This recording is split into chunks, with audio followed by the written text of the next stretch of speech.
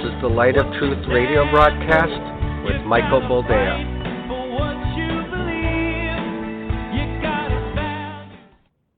All right, welcome to the program, and thank you for joining us. This is the Light of Truth radio broadcast. I am your host, Michael Boldea, and although this episode is not live, it's so fresh it just could be. We are recording this at a later time because I have a pre-existing engagement with my daughters, a picnic basket, and apparently 95-degree heat. The heat has finally come to Wisconsin. Everyone's boiling, and me being a husky fellow without lack of testosterone, thus hairy, it makes for a not fun day. So my wife's got extra laundry to do because I keep changing shirts. I keep sweating through them. But unlike some pastors that you'll find on YouTube, I don't buy Gucci to sweat through. I like my George. Yes, Walmart shirts for me. Anyway, welcome to the program. It's been an interesting week. Wow. One tweet. That's all it took. It took one tweet to drive the Democrat Party absolutely nutburger again. And before we get into it, before we talk about it, because we're going to have to, and you know what? I don't care where you stand. He was right. If you don't like it, if you hate this country, as they would say in California, por favor, feel free to go. But I want you to close your eyes and imagine something with me. You are looking upon a scrawny, hook-nosed girl with a broken flip-flop hanging off one foot, speaking to her brother in what might be considered a barrio in Mogadishu. Yes, that's right, Somalia. And she is speaking to her brother, and she says to him, brother, one day I will marry you, brother, and we will go to America, and I will do my best to make America another Somalia. And that's pretty much Ilhan Omar.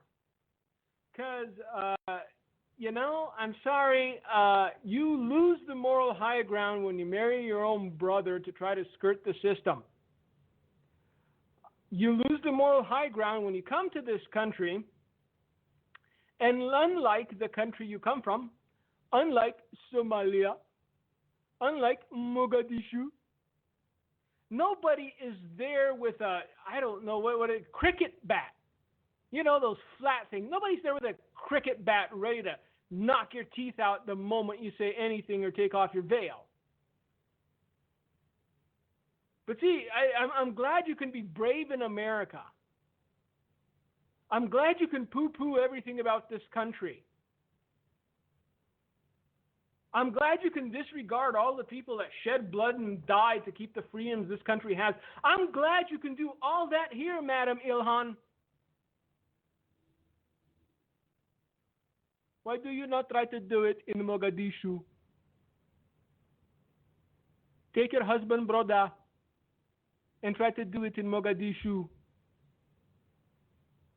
See, this is what irks me. It's the same kind of sentiment I have about people who pick on Christianity and Christians, because they know they're in no danger. They can say the most horrid, vile things about Christians. They can say the most horrid, vile things about Christianity, and they know that nobody's going to come try to decapitate them or burn them alive in a cage, because we are not Islam. I am sorry, Madame Ilhan, we are not Islam. And because we are not Islam, we will not attempt to kill you. But, again, if you had any doubts about Donald Trump's trolling abilities, this pretty much sealed the deal. The man is the master troll. Everybody has to learn from this guy. One tweet. If you do not like it here. Go back. Fix it where you come from. And what is so wrong with that? If everything about America is repulsive to you, if the history of this nation is a damnable heresy to you, if being here causes you physical pain, why do you not go back?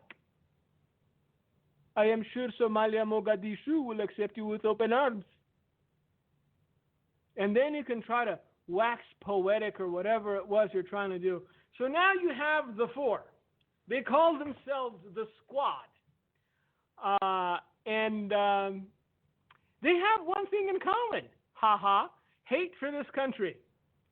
And you know what? Donald Trump was just brave enough to point it out. I'm sorry. It may have been a little vulgar. It may have been a little, crude. But it was the truth. If you do not like it, you are free to leave. It's as simple as that. Nobody's keeping you here. Nobody's forcing you to take $200,000 in taxpayer money to be a member of Congress so that you can tell your constituents they're all just floating turds on the river of life. Because they were born in America, you oppressive people. And then you have Kamala Harris, Willie Brown's plaything for God knows how many years so that she can climb up, meritocracy, yay, yay. If you don't know Willie Brown and Kamala Harris, Google it. I'm not going to spoon feed you. These are horrendous people that did horrendous things all of their lives, that now think they're superior to you, that now think they're morally superior, intellectually superior, and you have this clown going, hey, writing a check is not enough for reparations. What would you have us do, Kamala? What would you have us do? Would you like us to all come down to the Capitol building and flog ourselves bloody?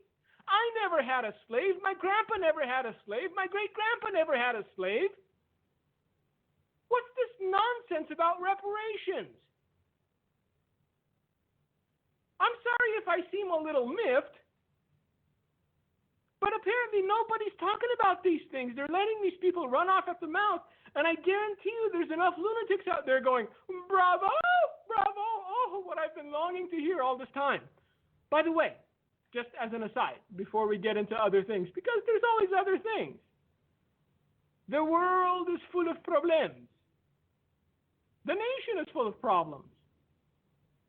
And there are a handful of people trying to remedy these problems, and by golly, the forces of hell have ratcheted up against them. Just everything from every corner, lawsuits and judges making law just offhand, just incredible things going on. But what I did want to revert to, what I wanted to discuss, if only momentarily, and if you haven't seen this video, it will open your eyes as to who the opposition is. It will open your eyes as to who the left is. There was a protest at an ICE facility in Colorado a couple days ago, where they, took down the American flag and raised the Mexican flag, little things like that. But somebody filmed an altercation between a reporter, I guess a conservative reporter, and like three people. And let me describe these people to you, because you need to understand this is who the battle is against. It's not against normal tax-paying citizens. Those of us that are normal and tax-paying are sweating our heinies off trying to finish 8 hours worth of work so we could get paid. We're not busy protesting ICE facilities, but there were three people that stood out. There was one girl that looked like she'd been off her medication for a little while. Medication that by all accounts and all evidence seemed mandatory and necessary. She was screaming and punching air and waving her hands and frothing at the mouth. There was a young man who seemed to be wearing pajama bottoms, as soft as, well, let's just call it butter in the noonday sun, who likely hadn't been out of his mom's basement for a good 6 months, who was saying very profane things about the military because I guarantee you he thought that by seeming manly he might just get to first base with the crazy girl. That if I had to pick the order in which these people should get punched in the mouth, he would have been first. She would have been second. And if you haven't seen this video, you have to find it. In the background, there's a guy that looked like Larry from the Three Stooges wearing a dress. I kid you not. He was wearing a dress. And this is the left. This is the diversity of which Nancy Pelosi continues to spout. Diversity is our strength. If this is the diversity you're coming with, keep it. I'm good. I like my wholesome neighborhood with wholesome families who have family values. I like the fact that I can walk outside on my porch, go get my mail from my mailbox, and not run the risk of seeing a man wearing a dress looking like Larry from the Three Stooges. I realize these are little things to some, but they're important to me. So now there's a full-blown battle, at least in Congress, as to whether to start impeachment proceedings. This is going to be hilarious. Al Green, famous Al Green, the man who seems like he's short a thought every time he opens his mouth, has already started impeachment proceedings. If I don't see how Donald Trump doesn't get Reagan numbers next election. I really don't. I've thought this through. Unless something's going on that I'm not seeing, I don't see how he doesn't get Ronald Reagan numbers. Because hopefully the vast majority in this country still have some semblance of normalcy. And those people are looking what's coming out of the mouths of the squad, if you will, talking about people upholding U.S. law as being nothing more than heartless individuals who run concentration camps? Was that the last thing? But see, what they're beginning to realize, and I think it's frightening them,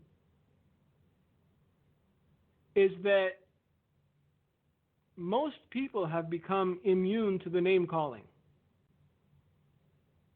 I mean, unless, you've got a septum ring and ear gauges and you have pink hair and you've got a few piercings along your eyelids or something, you're not overly sensitive to begin with. That old adage that was taught to you when you were young about sticks and stones breaking your bones but words never hurting you, you took that to heart. And as is the case with most things that the other side does, they've jumped the shark to such an extent where when people hear words like racist or Nazi or bigot or homophobe, it's like water off a duck's back. It does not affect people anymore because people see that a certain segment of the population, and yes, even certain congressional members, of which Mrs. Ilhan Omar of Mogadishu, Somalia, is one, keep calling law-abiding American citizens Nazis and keeps calling them racist. And they're sitting there going, oh, hold on, I just finished an 8-hour shift with an extra 4 of overtime because they pay so good and they're shorthanded. I went and took my black friend Russ and my Asian friend Chow to lunch. Oh my, you named an Asian Chow, that's racist. No, that's, either Chow or Ming or something. I didn't name him, his mama did. And you're sitting there going, how exactly am I racist here? I'm racist because I'm not willing to sign over the deed to my home and everything I possessed and go and light myself on fire on the congressional steps as penance for somebody having had slaves in this country at some point? Is that why I'm racist? Am I racist because I work hard so my kids could have a better life growing up than I did? Does that make me a racist? What exactly makes you a racist in the eyes of these people? Because I'm sick and tired of hearing that term thrown around. Racist? You're a racist. Why? I don't judge anybody based on race. I judge them based on action. If you come to this country with the hope of assimilating, if you do it legally through the proper channels, God bless, welcome to America. But if you come from Mogadishu, knowing what you left behind in Mogadishu, knowing the hellhole that Somalia is, you come to this country embraces you with open arms, and then you start flinging feces at it as though it were your mortal enemy. Well, allow me to be a wee bit frustrated. And that was the only sentiment that Donald Trump was trying to put forth. If you don't like it here, feel free to leave. Racist! But see, it doesn't stick anymore. They're out. Have you ever seen those movies, the Westerns, where the guy just keeps shooting and shooting and then he runs out of bullets and then he just dry fires another 4 or 5 times from adrenaline? That's pretty much what's happening to the Democrat Party right now. They're just dry firing. There's nothing left. You have nothing left. Absolutely nada. Zip. Zilch. It's not that they're not trying. It's not that they're not doing their best to try to find something else. But Russia's dead. Collusion's dead. Racism's dead. Look, okay, let me put it this way. If Dr. Ben Carson had a different temperament, I would have been all in for him as president, even before like Ted Cruz. I love Ben Carson. I think he is a brilliant man. I think he's a decent man. But to have a president with that temperament, he would have gotten eaten by the wolves. They would have made mincemeat of him within the first 3 weeks. He's just so mild-mannered. But even he came out, and he's the head of HUD at this point, and he's like, Donald Trump's not racist. And of course, right now, Ben Carson, being the successful neurosurgeon that he was, a man who came up from absolutely nothing, living in the ghetto, and made something of himself as an Uncle Tom and a traitor to his race and all this other stuff. Because, see, unless you're a Democrat, first of all, and you're sort of gangsta, you're not real black. And you're sitting there, why? Why do everybody that we tell people to look up to, why do they all act like thugs Even Reverend Al, who they've held up as a paragon of virtue, Al Sharpton should be in prison. Al Sharpton hasn't paid his taxes since he was Fat Al. And yet, anytime anyone mentions it, look, you can't cry racism anytime anybody calls you out on your nonsense. You can't run to racism. Everybody says that, hey, you're a bigot. Or anybody asks, why do you hate Jews? Why do you get the warm and cuddlies when you think about the Holocaust? Because that's what the other one said, or one of the other ones, Talib.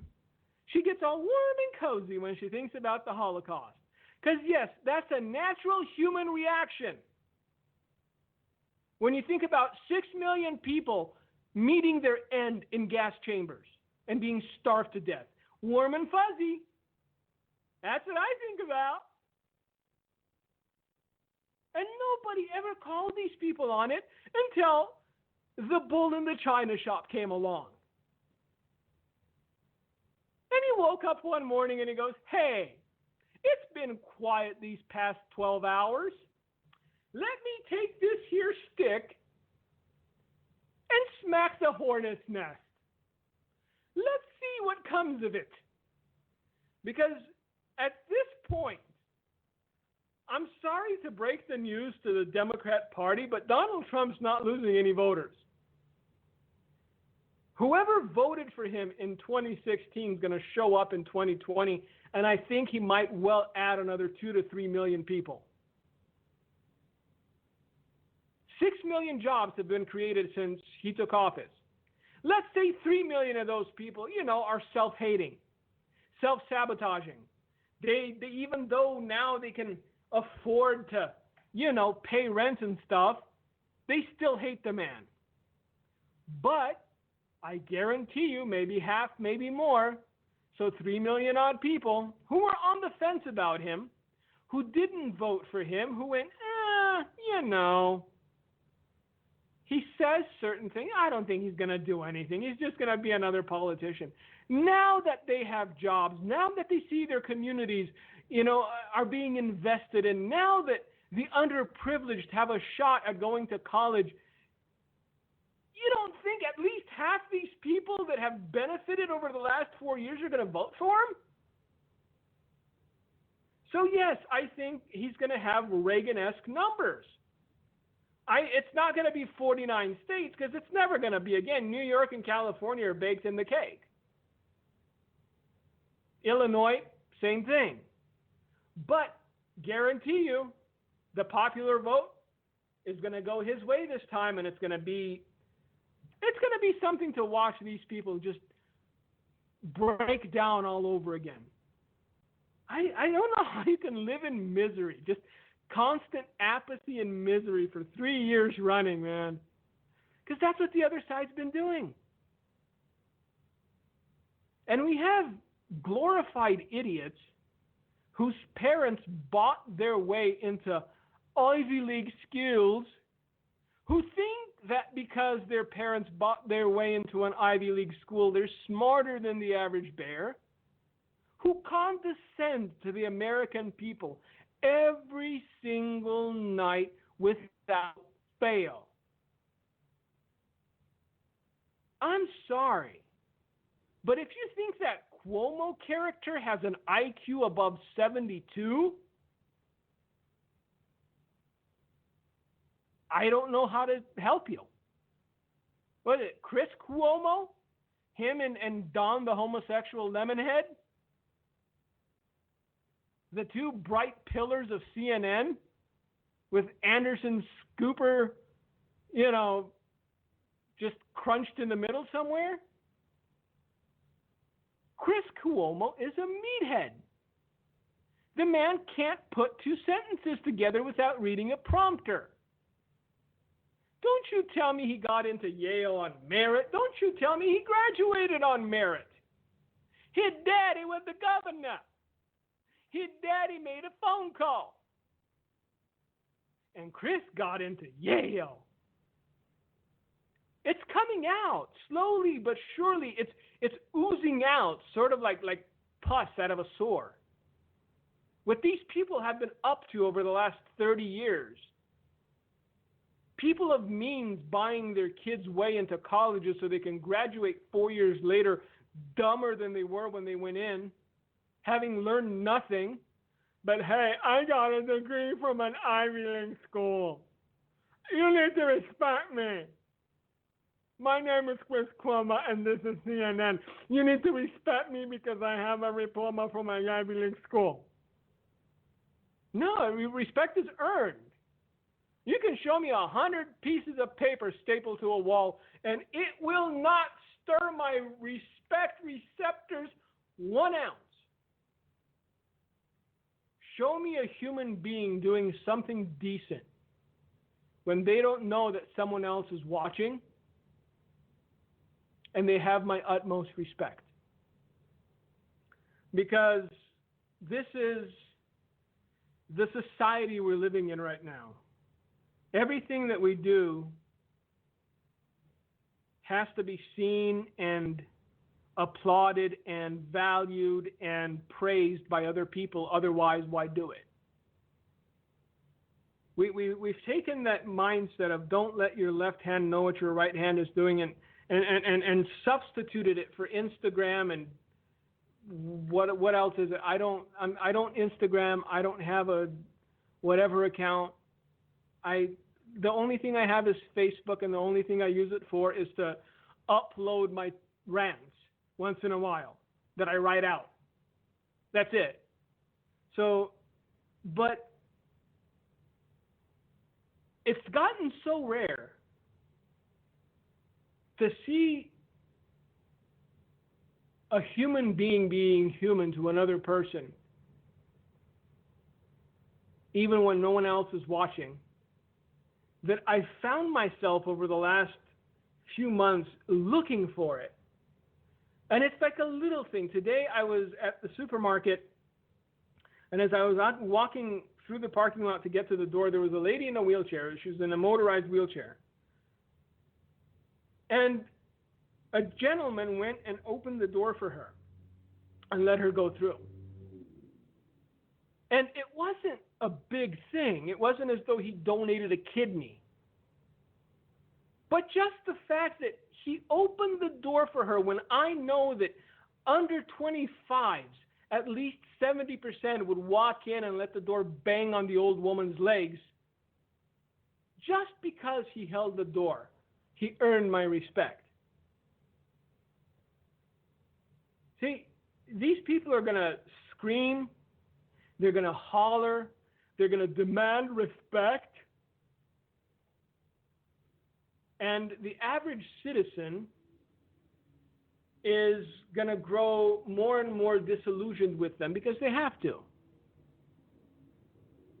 Look, there's the things you hear said, then there's the things that you see with your own eyes. And right now, they've come to the point where they insist that you shouldn't believe your lying eyes because that would be racist. No, sir, please, don't believe what you are seeing. Believe what we are telling you. It does not matter that this administration has helped more black people out of poverty than any other in the history of America, including their hero and idol, Barack Hussein Obama. It does not matter that policies have been implemented to help the struggling inner cities. It does not matter that there are plenty of African Americans, because if I say black, apparently I'm racist now, African Americans in this administration. None of this matters. Believe what we are telling you. Donald Trump is racist. I have a diploma from Yale. I think he's racist too. This is Chris Cuomo, and this is CNN. There you go. That's pretty much in a nutshell the last, week or so. And to me, nowadays, because, look, There's a lot of things that people heard Donald Trump saying, and when they heard him saying it, they scratched their heads and, palmed their faces and go, that's just a conspiracy theory. One of the conspiracy theories is that much of the mainstream media nowadays is what some might call fake news. Now, when he first started talking about it, he was being poo-pooed left and right. But, as has been the case with much of what this man has said, give it a little while and you realize, hey, he was kind of right. Because nowadays, I don't look at what the mainstream media is trying to push as the narrative or as the news. The first thing I look at is what they're trying to not talk about. Just think on that a minute. Let that sink in. The way I know something is of import, the way I know that something has significance, is if CNN and MSNBC wholly chooses to avoid it, circumvent it, obfuscate, or otherwise not directly discuss it. And the two things that they've been going out of their way to avoid, they've been, oh man, if I could be that limber, I'd be in a Cirque du Soleil show. They've been twisting themselves into a pretzel like you wouldn't believe. Not to discuss two very significant things. First, a pederast, pedophile rapist named Jeffrey Epstein, who up until, his arrest, was beloved of the Democrat Party because he was a large donor. Why, William Jefferson Clinton himself, the saxophonist, if you will. He was known to have flown to Mr. Epstein's private island, a private island which had one specific purpose, and it was not solitude, but rather engaging in intercourse and relations with minors. He flew to that place no less than 26 times. 26. Even if you're slow, even if you're a good old Billy boy,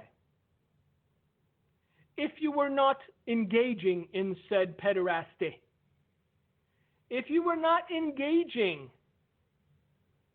in said conduct with minors, you probably would have gotten a clue. Second trip in, maybe. I'll give them the first trip. I'll say, hey, first trip, you're there, it's new, you're on a private island, he offers you something to drink. Would you like to have a little fun? You think, hey, it's a special occasion, his birthday. You say no, you get on the plane, you fly back home.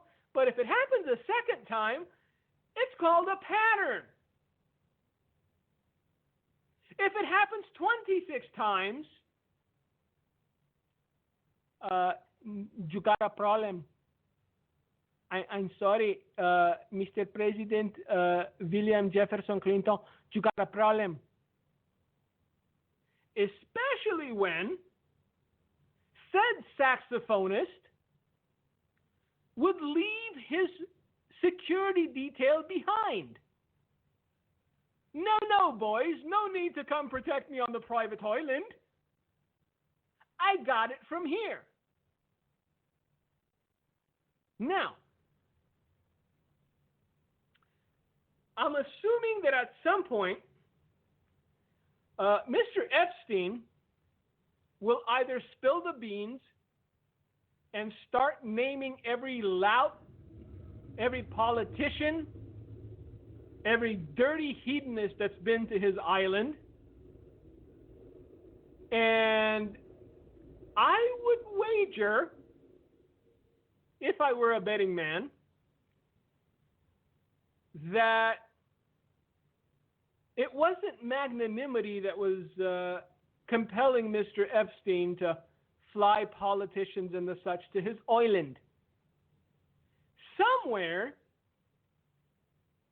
there's a 99% chance that there are video recordings of some very powerful people doing some very disturbing things with some very minor children. I'm sorry, it's no conspiracy theory. That's what they called it 5 years ago when they first tried to indict this monster, and he got off. Right now, it's not conspiracy theory. This is happening. He's under arrest. They found a bunch of stuff in his house. $77 million mansion, by the way. There's rooms on that island that they can't open yet. So at some point, I'm assuming that very powerful people will see themselves in high def in certain compromising positions. If Mr. Epstein doesn't, commit suicide by shooting himself in the back of the head 3 times or something. And it has the Democrat Party panicking. Because I know, Republicans voted for Trump. You can't say anything about morality anymore. Yes, I can. Because you're pedophiles. I'm sorry. You can't browbeat me or shame me into silence. I'm not a middle-aged white suburbanite woman. I don't blush like that, kid. These people should be in prison for a very long time. And right now they're scrambling because they know what they've done. They know their dirty deeds.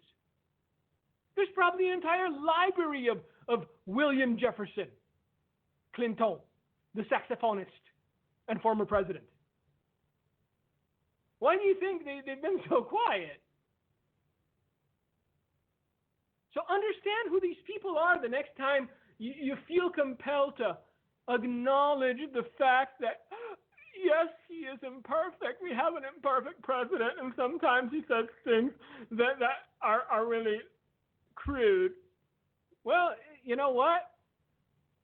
All things being equal, I'd rather have somebody say crude things than systematically abuse minors for decades. I'm sorry, it's just me. You can have a different opinion if you want, but it's just me. I would rather have somebody that says things a little awkwardly and unrefined than somebody whose spouse flew to Rape Island or to Pedophile Island, whichever name you want to give it, 26 times. And the media went out of its way to avoid talking about the saxophonist, William Jefferson Clinton, flying to Rape Island 26 times, but did everything they could to try to connect Jeff Epstein to Donald Trump. And the only thing that came out was that Donald Trump had Jeffrey Epstein barred from all of his properties when he was accused of inadvertently attempting to touch an employee's daughter. Think on that. Well, the rich get away with everything. Yeah, it didn't matter to Donald Trump. Right was right. Jeff Epstein was accused of attempting to touch an underage girl, one of his employees' daughters, inappropriately on one of his properties, and he was barred for life from all Trump properties. So before we get on the moral high horses and ride into the sunset, again, words over actions. It's very, very important to see the actions of a man. Because words at this point, especially from the mouths of politicians, are utterly meaningless. Just look at it's still 24, isn't it? What was it, that Save the Planet guy, the billionaire? entered the race the day that the genius himself, Swalwell, the gun grabber, decided that, well, being under 1% is no way to live. So he dropped out of the race. Another story that you might not have heard of from the mass media because it didn't fit the narrative. And if it would have fit the narrative, it would have been on blast on every single channel. Was that in the self-same ICE facility in Colorado, I believe, where Larry from the Three Stooges wearing a dress, the crazy chick, and, the beta boy, were protesting, an elderly gentleman who saw himself as the savior of the immigrant people tried to storm the facility with an AR-15 that he built himself and some firebombs. He was summarily shot by the police. The police did their job, and the man died. Now, the way the media has framed this, even though he had a manifesto, it's not hard to find, as the kids like to say, look it up. Just look it up. The old guy had a manifesto. And apparently he believed that these United States of America were running concentration camps. His words. And I would like you to hearken a few weeks back and remember who else referred to these United States as running concentration camps, because he used the term verbatim. Well, none other than the third iteration of the squad, the Rhodes Scholar herself, Alessandria Ocasio-Cortez. It is she who insisted that these United States were running concentration camps, even though all they are is detaining facilities. Because you cannot come into this country and just expect to walk across the border without being held and without people finding out who you are. I'm sorry. But this old guy took it upon himself to liberate those that were about to die in the concentration camps. And he got, his head blown off as recompense. Now, the protesters in Colorado have taken to calling this old lunatic a martyr. He was a martyr, and he died for the cause, and he was a martyr who died for the cause. I find that most disturbing of all, because when you start talking of people in terms of being martyrs, chances are very good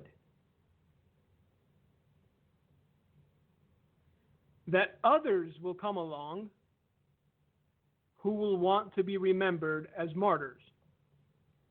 Chances are very good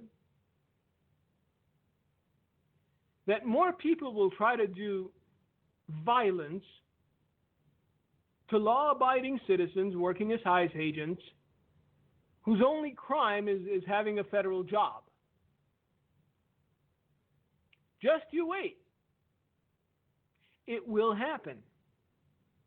Because if you understand human mindset, if you understand the way human thought is processed, now the man is a hero. He's a martyr. He will be legendary and remembered, even though I guarantee you, I don't even know his name right now. 2 weeks from now, nobody will care. But to people like the boy in the pajama pants, who was being so aggressive trying to impress the crazy girl. That old loon is somebody to look up to. That old loon is somebody to idolize, and man, wouldn't it be great? I go out as a martyr and the crazy chick remembers me. She won't, by the way. But hey, good luck. Now, as has been the case, how can you lose so much and not just walk away? Apparently, even after the latest volley of attacks, Trump has not lost support. I'm going to read this because this just came out. It's an article that just came out today, and I found it oddly hilarious because everybody's trying. Nancy Pelosi got ruled out of order because she called Trump a racist on the House floor. Do you understand how mental these people have gotten? And still, it's just consistently backfiring. Fewer voters believe President Trump is racist and more believe he's attacked as a racist only for political purposes, according to a poll taken after the fake news media launched a jihad to destroy the president over tweets aimed at the extremist Democrats known as the Squad. What about the Squawks? In a Rasmussen poll of 1,000 likely voters taken on Monday and Tuesday, a full day after Trump blasted the Squad, which is made up of Alexandria Ocasio-Cortez, Ilhan Omar, originally of Mogadishu, Somalia, Ayan Presley, another bright bulb in a shattered bulb shop, and of course, everyone's favorite foul-mouthed Muslim, Rashida Tlaib of Michigan. All the important numbers have moved Trump's way, the article says. To begin with, Trump's overall job approval rating moved a net 8 points in his direction since Monday, from 46 to 50% approval, and from 52% to 48% disapproval. Those who believe Trump is racist dropped from 50% in January of 2018 to 47% today. A plurality of 49% do not believe Trump is racist. Come on. He had a black girlfriend. There's pictures on the internet. The most interesting number comes from those who say Trump's opponents are accusing him of racism only for political gain. Since January of last year, that number surged from 43 to 49%. Another fascinating number that puts all of this into some context is how those accusing Trump of being a racist define racism.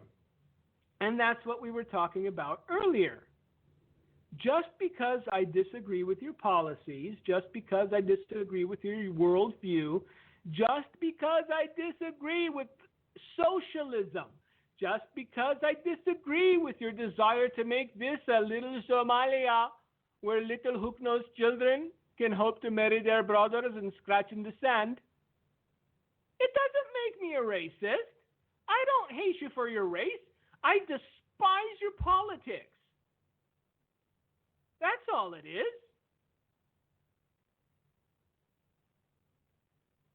Another fascinating number that puts all of this into some context is how those accusing Trump of being a racist define racism. I read that again so we won't lose the thread of it. Incredibly, 32% of Democrat dummies believe it's racist for any white politician to criticize the political views of a politician of color. That is demented. Just listen to this again. This is where we are. 32% of Democrats believe it's racist for any white politician to criticize the political views of a politician of color. So Maxine Waters can stand there and encourage violence on anyone that disagrees with her. She can encourage that people who are just trying to eat dinner be harassed to the point that they'll have to leave. But you can't criticize her because she's a politician of cola.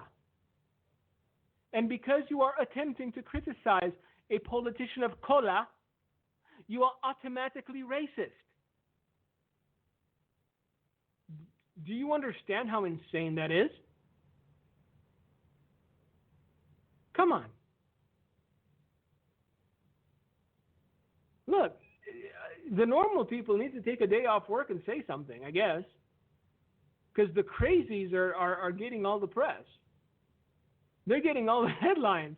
And the only one that's still just jabbing at him, man, just endlessly, is Donald Trump. One of his latest tweets. Now, I'm entitled to my opinion, and I just think they're left-wing cranks.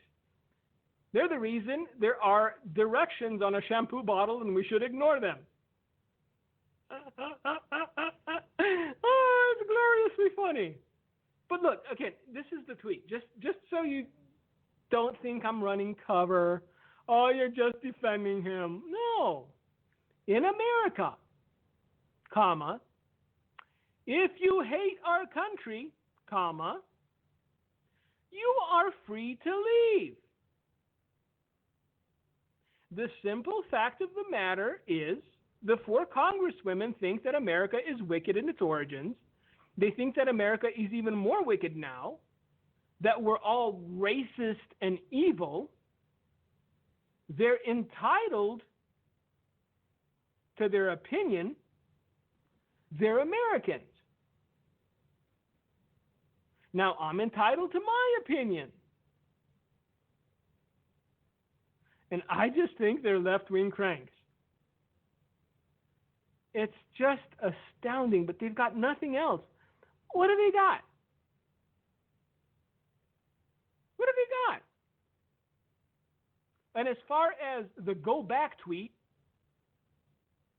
yeah, if this place is so horrible for you, you can always go back. You can always go back to Mexico. You can always go back to Somalia. I can always go back to Romania.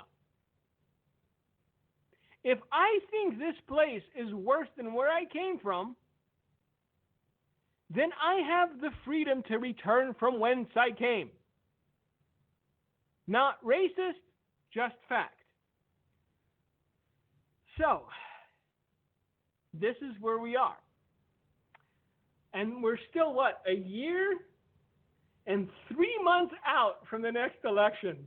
Can you imagine all the fun we're going to have in the next, 15 months? Because it's only going to get worse. They don't know how to stop. And every time they feel that they have a slight advantage, they just jump the shark altogether. There's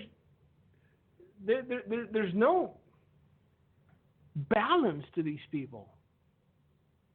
And hopefully, the average law-abiding citizen will continue to see these people act out. They'll continue to see them for the lunatics they are. And, 2020 will be interesting. For now, I thank you for joining us. Thank you for taking the time. Next week, hopefully, and Lord willing, we will be live. But if not, it will be freshly recorded. Until then, thank you for joining us. May God bless you. May God keep you. This has been the Light of Truth radio broadcast. Gino, it's all yours. All right. I'd like to remind you that our website is handofhelp.com.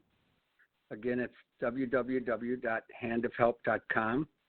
And there you can find our materials, DVDs, CDs, books, etc.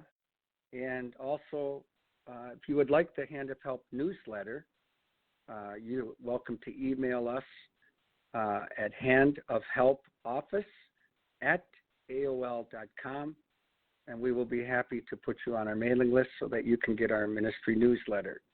Again, we will put this program on YouTube. You can also listen to it on the Blog Talk website, and let your friends know about it as well. We would also be interested if you have comments on the broadcast. Many of you do listen to it on YouTube. Feel free to leave comments under the comment section. Continue to keep us in prayer, and continue to pray for, of course, the situation in our country, as Mike spoke about. It's perilous times. As Timothy says, in the last days will be perilous times. And we're definitely there. And the Bible every day is being more and more played out in the news, because we know what the warnings have been given about the United States and the message that God gave Dimitri Duduman, which I would urge you, please check out the message, Wake Up America. It's in track form or DVD form, and a very powerful message that God showed Dimitri, very relevant for this hour that we're in as well. So we want to thank you so much again for listening to the Light of Truth broadcast. Thank you for listening to today's broadcast, The Light of Truth with Michael Boldea. If you would like to order a copy of today's broadcast, please visit our website at handofhelp.com.